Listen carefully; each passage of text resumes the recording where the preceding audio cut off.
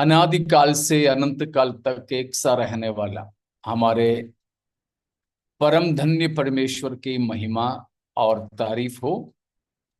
आप सभी परमेश्वर के दास दासियों और प्रभु के प्रियजनों को मसीही वंदना। जय मसीह की। आज भी हमें परमेश्वर की पावन उपस्थिति में एकत्रित होने का अवसर परमेश्वर ने प्रदान किया है। परमेश्वर के नाम को मैं महिमा दूंगा और ये हमारी सौभाग्य है कि हम निरंतर लगातार प्रभु की उपस्थिति में परमेश्वर की वचन की शिक्षा पाने के हेतु एकत्रित हो पाते हैं। आप लोग भी वचन सीखने के लिए जो रुचि दिखाते हैं और समय अलग करते हैं, इसकी वास्ते मैं परमेश्वर का धन्यवाद आप लोगों के लिए भी करता हूं और आपको भी उस वजह से मैं बधाई देना चाहूं। आइए अब हम परमेश्वर की वचन की ओर जाएंगे। पिछले कई दिनों से, कई हफ्तों से हम शायद सबसे महत्वपूर्ण एक बात पर मनन कर रहे थे। मैं जानता हूं हमारा वो मनन का विषय थोड़ा लंबा हुआ है, फिर भी मुझे अफसोस नहीं है क्योंकि वो बहुत ही जरूरी है। उन बातों पर आगे भी आप लोग ध्यान दें क्योंकि हमारा एकमात्र लक्ष्य हमारे परमेश्वर के साथ अनंत जीवन बिताना है। हमें परमेश्वर ने बनाया ही परमेश्वर के साथ रहने के लिए है। परमेश्वर ने हमें चुना ही हम परमेश्वर के निज भाग ठहरने के लिए है। तो उस महत्वपूर्ण बात को समझकर उसी के लिए हम तैयार होना, हमारे पैदाइश का मकसद, हमारे जन्म का मकसद और कुछ नहीं है, और कुछ नहीं है। हम परमेश्वर के उस योजना को पूरा कर सके जिसके लिए परमेश्वर ने हमें बनाया, बचाया, चुना और अब आ भी रहे हैं हमें लेने। उसी वजह से उन बातों को हम मनन कर रहे थे। उसका दो हिस्से थे, आपने ध्यान दिए होंगे। पहला, परमेश्वर के राज्य में प्रभु यीशु मसीह के साथ जाने के लिए हम क्या करें और हम कैसे जीवन बिताने से प्रभु के साथ नहीं जा सकेंगे। इन दोनों बातों को हमने मनन किया और दूसरा हिस्से में और भी बातें मनन करने के लिए हैं, लेकिन काफी कुछ हम लोग मनन की। उस वजह से मैं उन बाकी भागों को आपके लिए छोड़ रहा हूं। तो आज हम प्रकाशित वाक्य 6वां अध्याय में चलेंगे।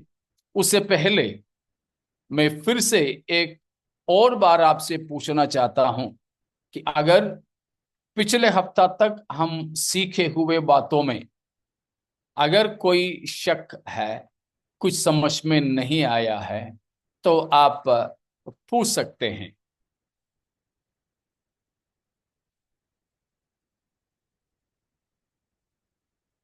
पिछले हफ्ता तक हम लोग जो मनन किए थे उन बातों में अगर कोई शंका रह गया हो, आप पूछ सकते हैं।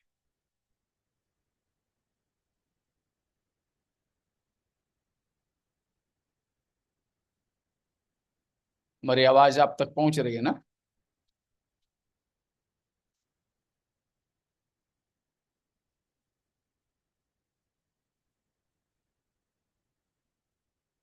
कोई शक नहीं है।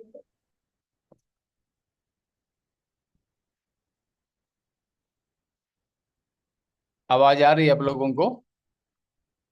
Yes uncle. जी पास्टर जी। ठीक है, ठीक है। तो कोई शक हो तो आप पूछ सकते हैं, पिछले हफ्ता तक जो हम मनन किए थे उन बातों में। अगर कुछ नहीं तो हम चलेंगे प्रकाशित वाक्य 6 में।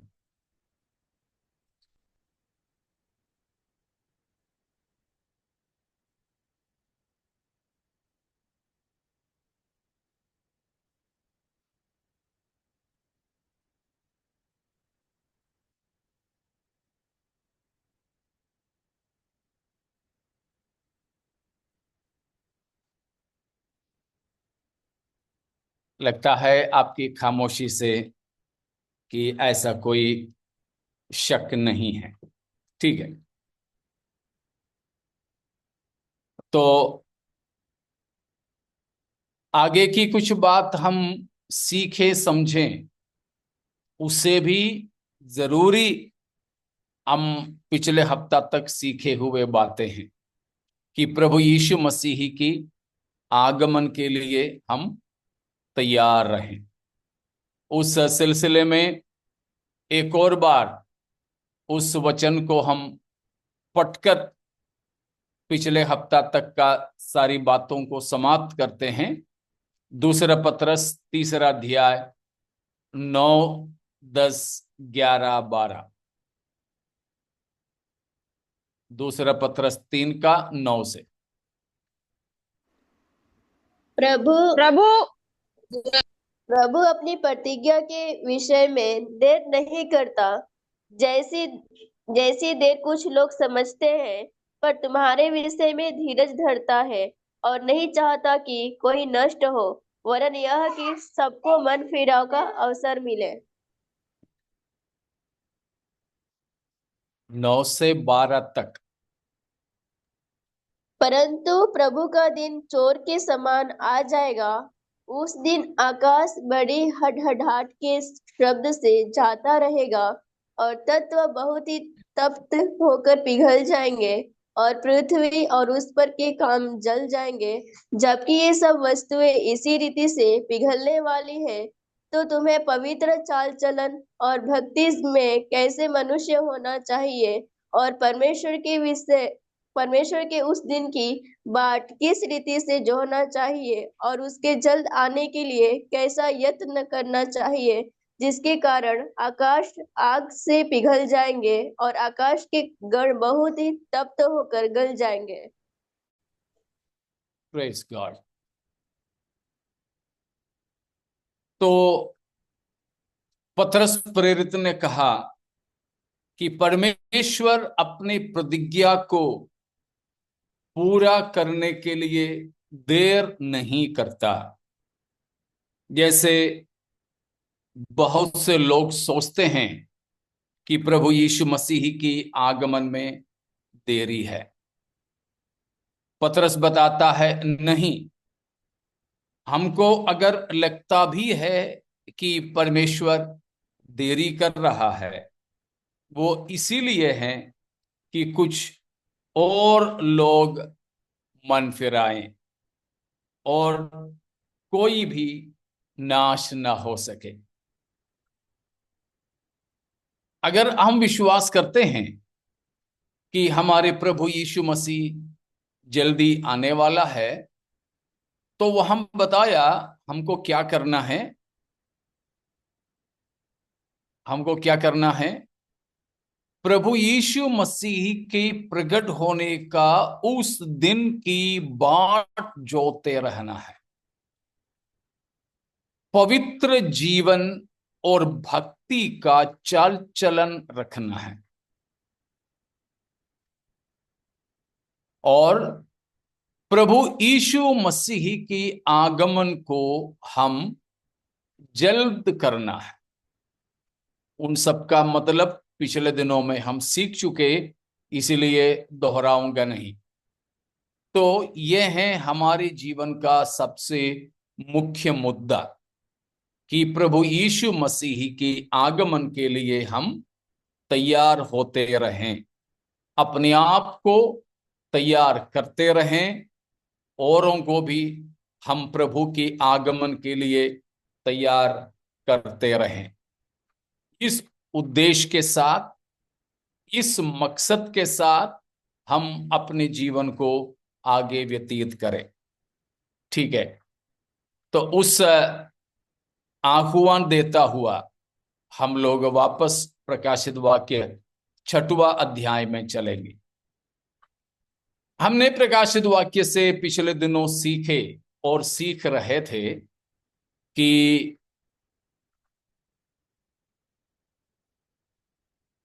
इस पुस्तक को हम 3 भागों में बांट सकते हैं। आपको याद होंगे, काफी दिन से हम प्रकाशित वाक्य के अंदर नहीं आए थे, लेकिन 5 अध्याय के बाद कुछ महत्वपूर्ण उसी से जुड़े हुए अन्य बातों पर चले गए थे। तो आपको याद हो कि प्रकाशित वाक्य का विभाजन कितने प्रकार में है?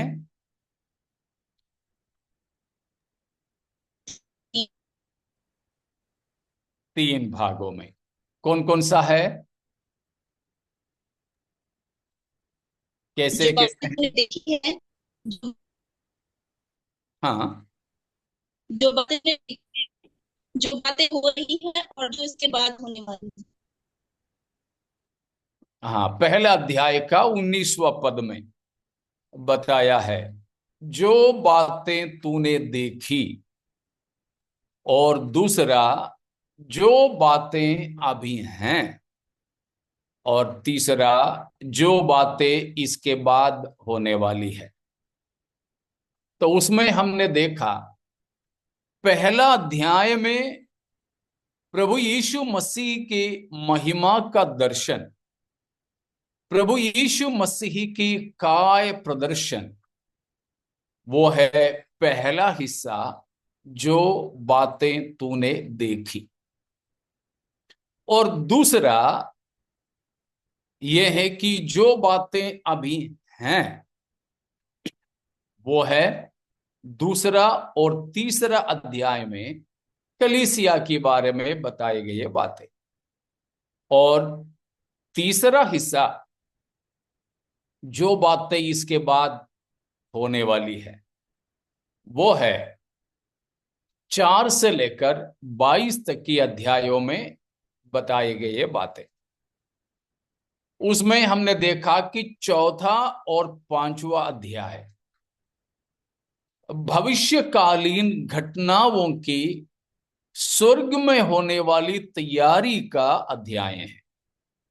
प्रिपरेटरी चैप्टर्स 4 और 5 अध्याय भविष्यकालीन बातों के लिए स्वर्गिक तैयारी के अध्याय हैं। उसमें 14 अध्याय में हमने स्वर्ग का एक खुला हुआ दर्शन को देखा, परमेश्वर को हमने वहां पर देखा, पिता परमेश्वर की जलवा महिमा हमने देखा, और वहां स्वर्गिक परमेश्वर की आराधना का एक दृश्य हमने देखा।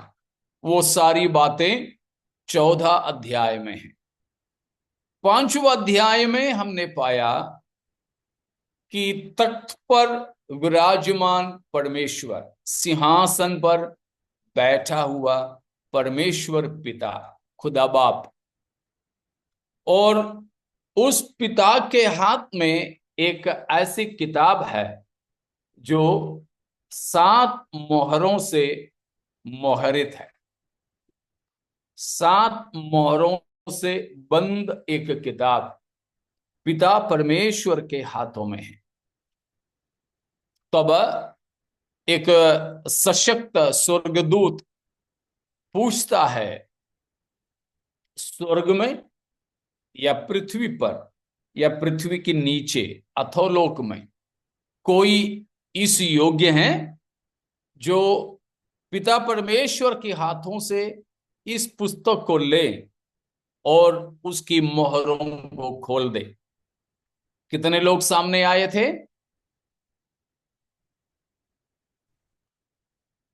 एक कोई भी नहीं। कोई नहीं, न स्वर्ग में, न पृथ्वी पर, न पृथ्वी के नीचे कोई योग्य व्यक्ति सामने नहीं आए।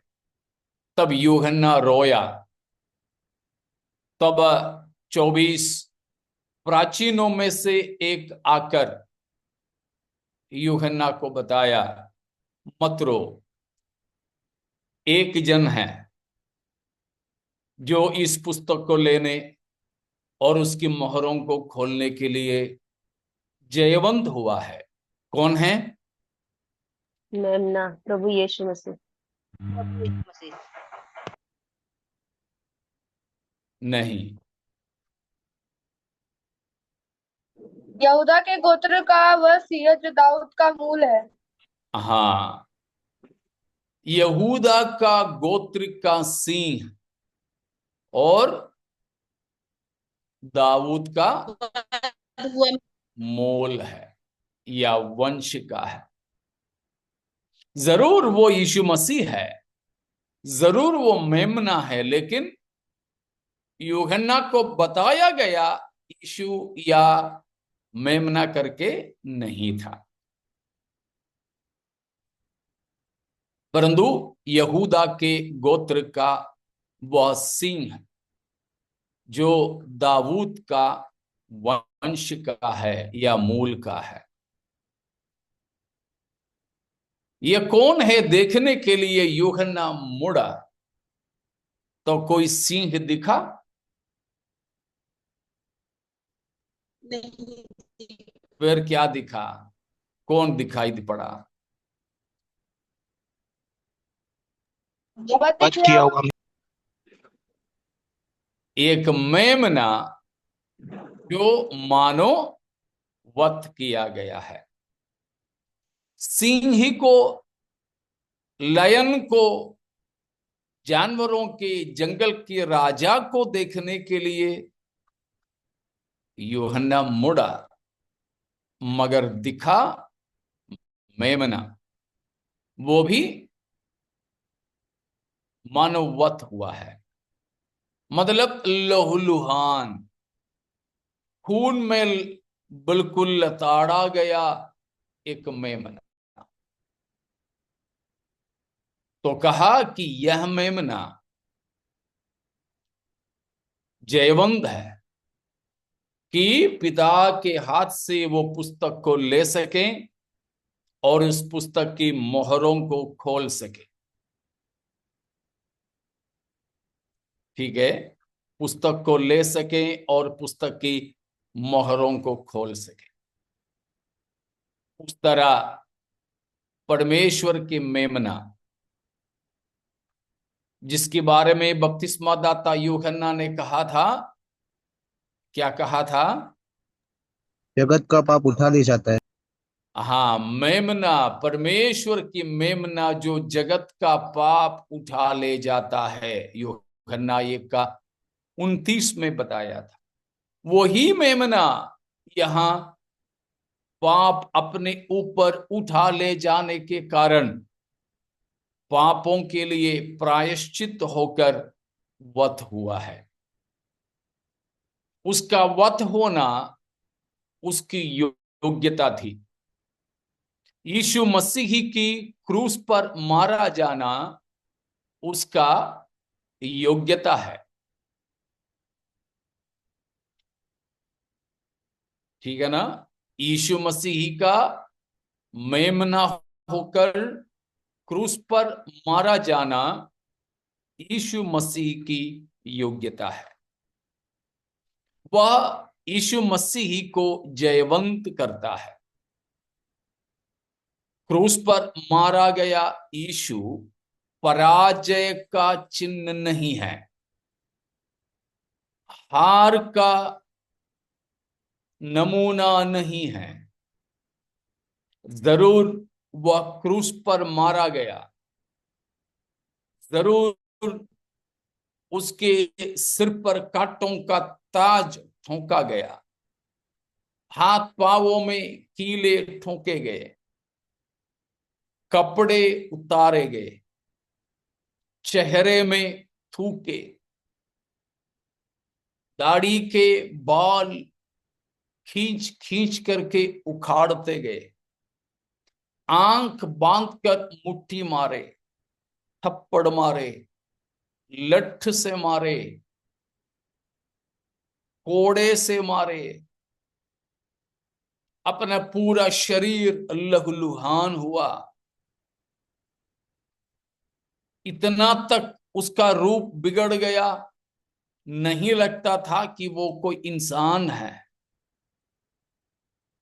इतना तक मसीह क्रूस पर दुख उठाया, कष्ट सहा, आखिरी में प्यासा होकर सारा खून और पानी मानव पापी मानव जाति के लिए प्रायश्चित में चुकाकर क्रूस पर मारा गया। उसके बाद उसकी दफन हुआ।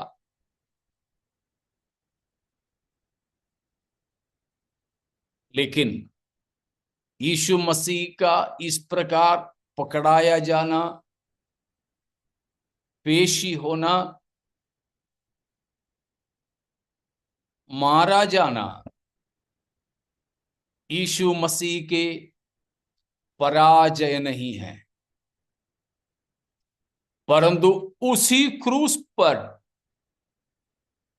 यीशु मसीह ने क्या किया?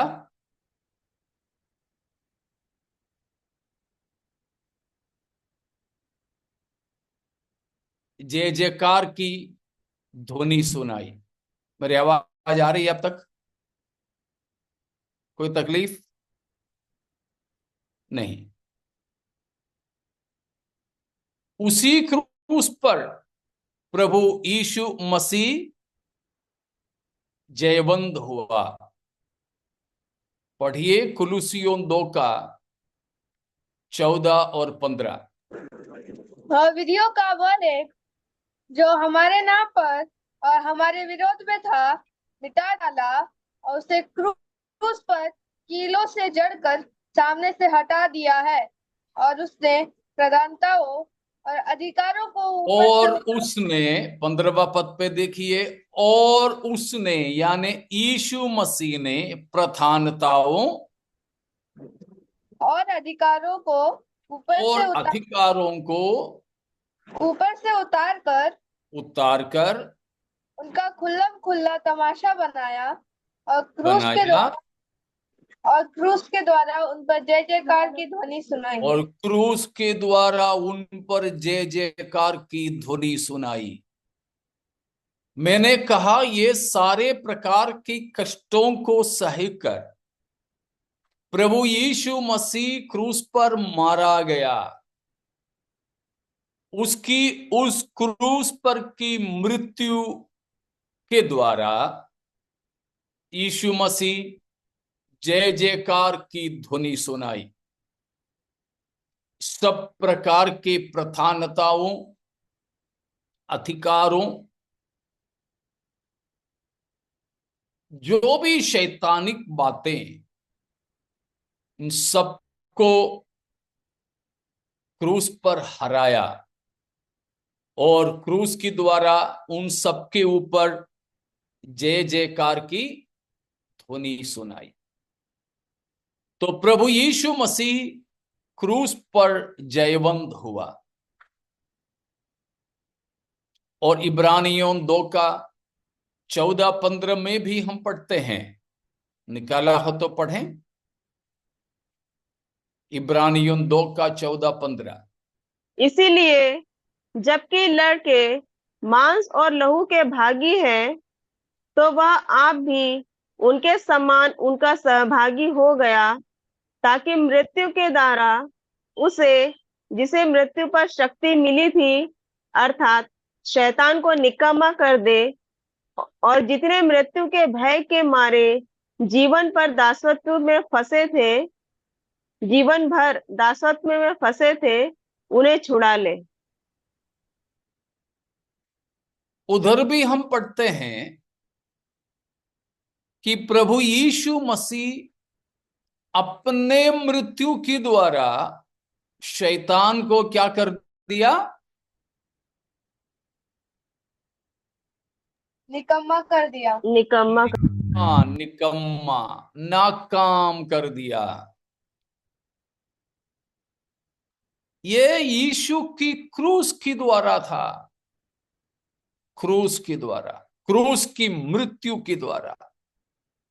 वो है हम प्रकाशित वाक्य 5वां अध्याय में पढ़े कि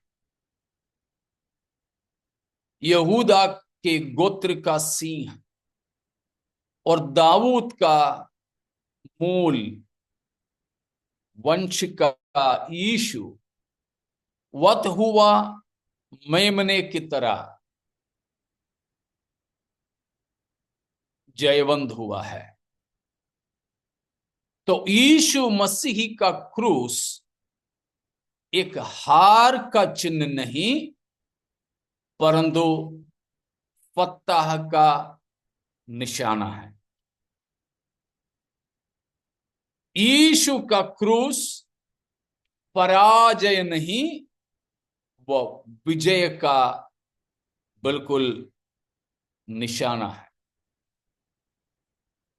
उस प्रकार प्रभु यीशु मसीह जो क्रूस पर मारा गया था, अब आके पिता के हाथ से वो 7 मोहरों से मोहरित किताब को लेता है, लेकर उसका एक एक मोहर को खोलता है। वो है हम 6वां अध्याय में देखते हैं।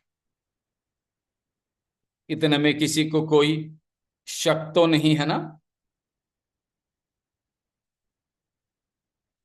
इतना सब कुछ साफ है हर किसी को?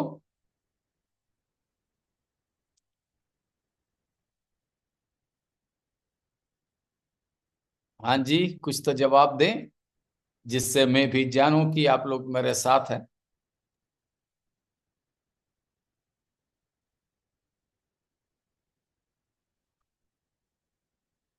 नहीं अंकल।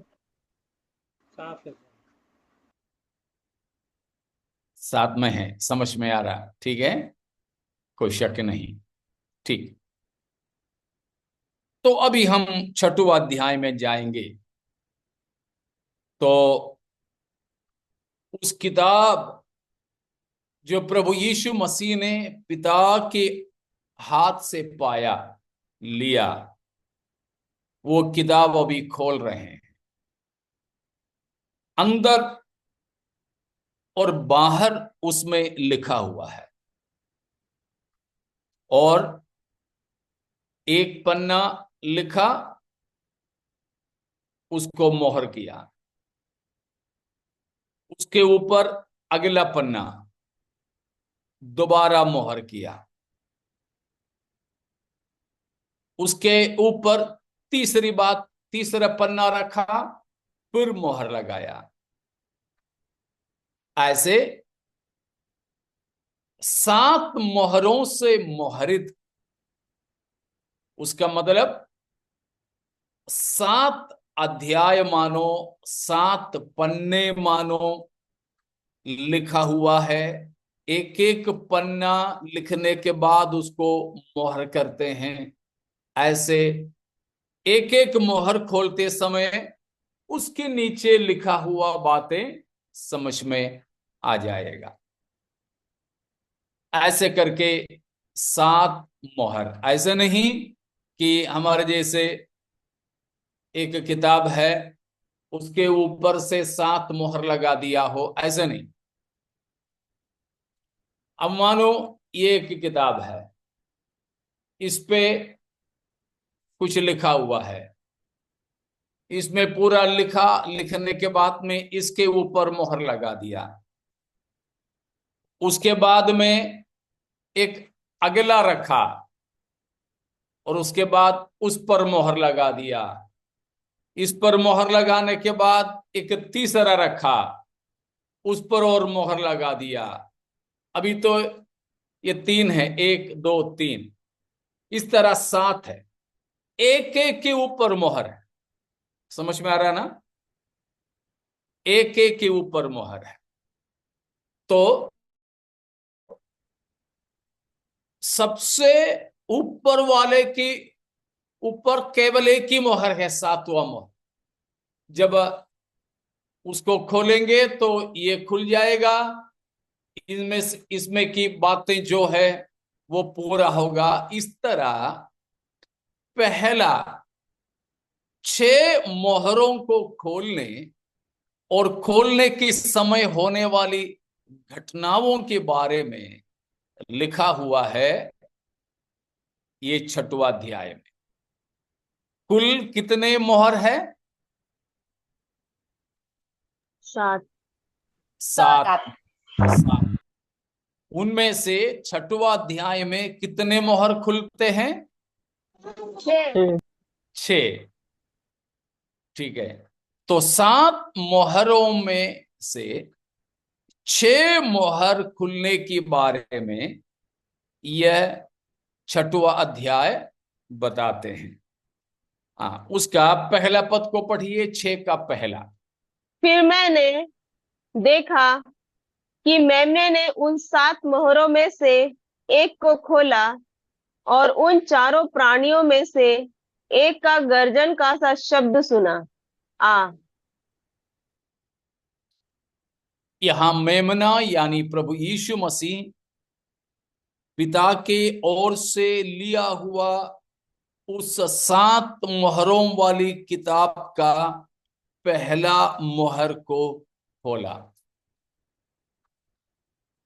तो यहां किताब लेने वाला भी मेमना यीशु मसीह है, और मोहरों को खोलने वाला भी यीशु मसीह है। और किसी को ये खोलने और ये किताब लेने के लिए अनुमति नहीं था। ठीक है, इतना साफ है?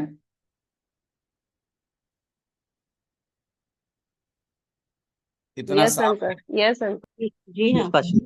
ठीक है, तो पहला मोहर जब खोला तो हमने 4 अध्याय में देखे थे 4 प्राणी। याद है ना वो 4 प्राणी कौन है?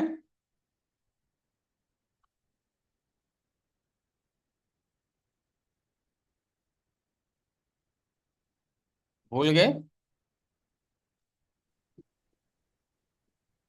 पहला प्राणी सिंह के समान है, दूसरा प्राणी बछड़े के समान है, तीसरे प्राणी का मुंह मनुष्य का सा, चौथा प्राणी उड़ते हुए उकाब के समान है। हाँ, ये प्राणियां कौन है हमने सीखा था?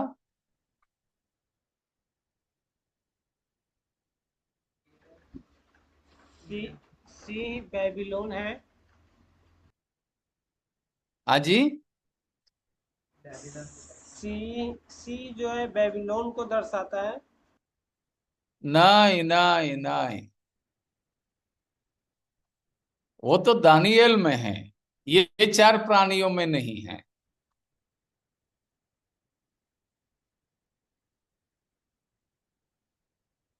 ये 4 प्राणियां परमेश्वर के सिंहासन के साथ हमेशा दिखता है, और करूबियों के समान के कुछ स्वर्गदूतों के बरादरी के हैं।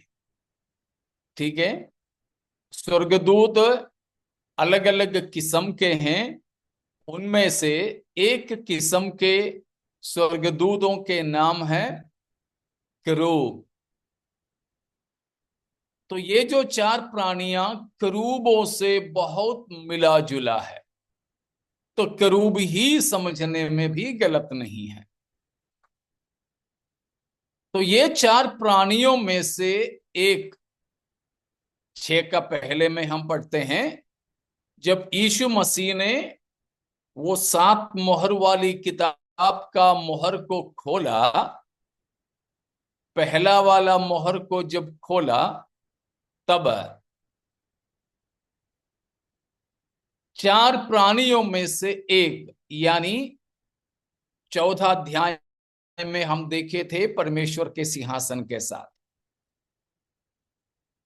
तो केरूबों में से एक ने कहा आ।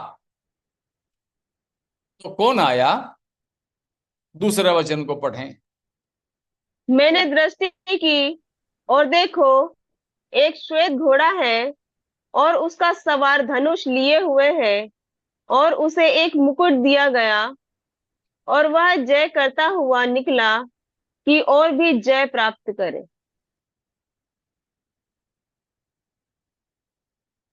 तो यहां परमेश्वर की मेमना यीशु मसीह अब अपना छुटकारे का अंतिम कार्य को सिद्ध करने जा रहा है। हमने देखा कि ये 7 मोहरों से मोहरित किताब हमारे छुटकारे की संबंधी है, जिसकी कीमत जिसने चुकाया केवल वो ही इस किताब को ले सकता है। इसीलिए स्वर्ग में या पृथ्वी पर या पृथ्वी के नीचे कोई इस किताब लेने लायक सामने नहीं आया। केवल वो ही इस किताब को ले सकता था जिसने मानव जाति की छुटकारे का, मानव जाति को खरीदने का कीमत चुकाया है। वो कीमत प्रभु यीशु मसीह ने ही चुकाया। इसीलिए दूसरा कोई भी इस किताब को लेने नहीं आया। इस किताब को लेने और कोई नहीं आया। तो कलवरी के क्रूस पर प्रभु यीशु मसीह ने अपना जान देकर खरीदा हुआ छुटकारा, मानव जाति की छुटकारा, सारी सृष्टि की आजादी, वो अब लागू करने का समय है। उसका सिद्धता हम प्रकाशित वाक्य 19वें अध्याय में ही देखते हैं। तो उसका शुरुआत हो रहा है इस 6वां अध्याय में। तो प्रभु यीशु मसीह ने पहला मोहर को खोला, तो 4 प्राणियों में से एक ने ऊंचे सुर से कहा, आ। तो कौन आया?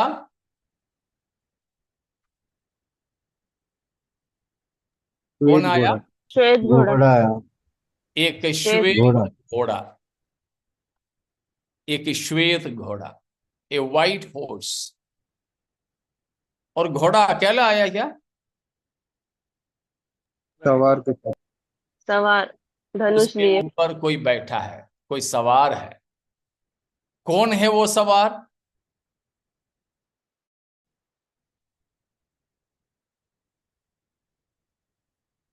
आपको क्या लगता है वो सवार कौन होगा? उसका कुछ तो पहचान भी दिया है ना? धनुष। यीशु मसीह होगा, क्योंकि मुकुट मुकुट दिया है। मुकुट दिया है, ठीक है। फिर एक तो श्वेत घोड़े पर है, मुकुट है, धनुष। और हाथ में धनुष है। फिर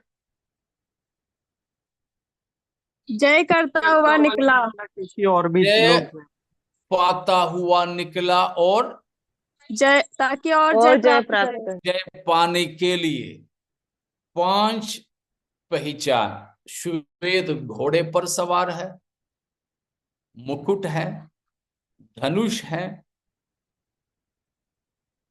जय पाता है, जय पाने के लिए निकला है।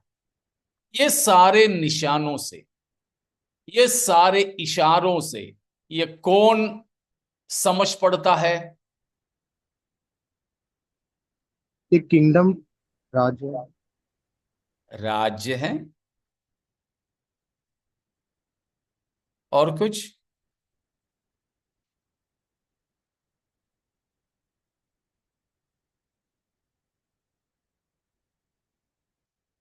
यीशु मसीह दिखाई पड़ता है। नहीं।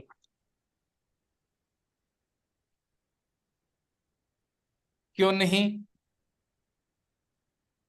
क्योंकि यीशु मसीह तो वो सील को खोले हैं, और तभी जो चार में से एक जो चरुप था उसने आवाज लगाया कि आ, और फिर वो आया। तो वे नहीं है, कोई और है। अच्छा, धनुष नहीं हो सकता यीशु प्रभु यीशु के हाथ में।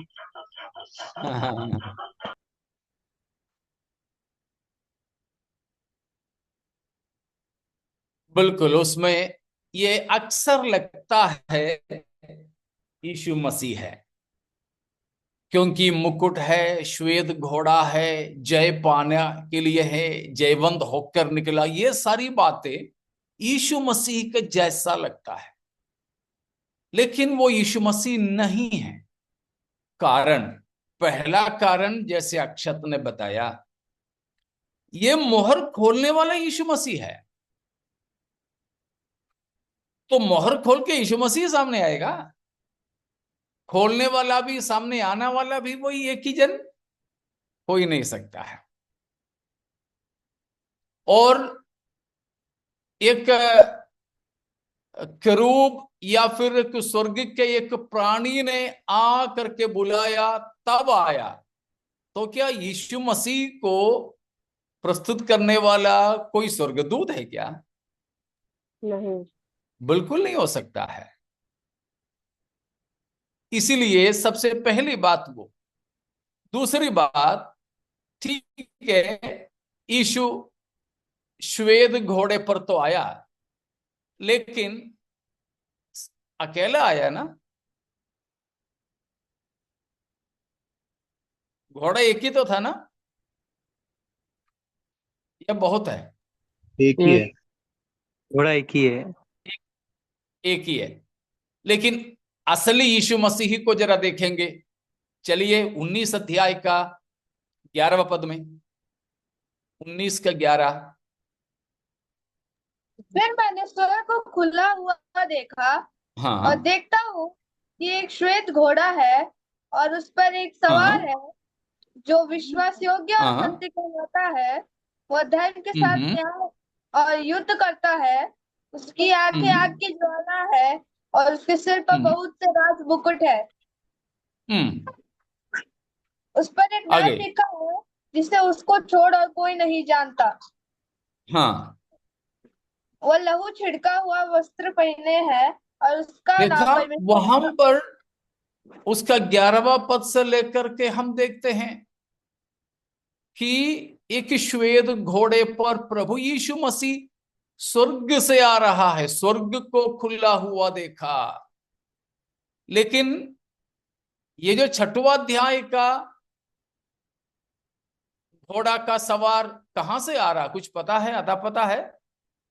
नहीं। नहीं, कोई अता पता नहीं है। लेकिन यीशु मसीह का साफ पता है, बिना पते वाले किसी को पीछे मत कर। और स्वर्ग की बड़ी सेना यीशु के साथ में है। एक अकेला घोड़े पर यीशु मसीह सवार होके नहीं आ रहा है, स्वर्ग की सेना यीशु के साथ में है। फर्क समझ में आ रहा ना? यस। ठीक है। पहले सिस्टर ने बोली कि मुकुट है, तो फिर वो यीशु हो सकता है। हाँ जरूर, कि छठवां अध्याय में पहला मोहर खोलते समय जो सामने आया, उसका सिर पर मुकुट है। कितने मुकुट है? एक। एक ही मुकुट है। लेकिन अभी हमने देखा 19 का 11-12 में यीशु मसीह के सिर पर कितने मुकुट है? बहुत से। बहुत से। मुकुट किसको दर्शाता है? मुकुट का मतलब क्या है? प्रभु यीशु मसीह। मुकुट का मतलब यीशु मसीह नहीं है। जयवंत राजा। अधिकार, कुट अधिकार को दर्शाता है। तो छठवां अध्याय में जो आता है उसको एक ही मुकुट है, मतलब उसकी अधिकार सीमित है। लेकिन प्रभु यीशु मसीह के सिर पे 19 अध्याय में हमने देखा बहुत से राज मुकुट है। उसका मतलब यीशु मसीह सर्व अधिकारी है। ठीक है। और हमारे बाइबल में यीशु मसीह धनुष लेकर आने वाला नहीं है। ठीक है, धनुष लेकर भी आए, धनुष अकेला से कोई काम होगा? धनुष तीर भी चाहिए। तीर भी चाहिए, लेकिन इसमें तीर है नहीं। नहीं। तो बिना तीर के धनुष बिना गोली के बंदूक समान है, कोई काम का नहीं है, खिलौना है। तो ये सारी बातें मिला करके देखें तो छठवां अध्याय में यीशु मसीह पहला मोहर खोलते समय सामने जो आया वह कौन नहीं है?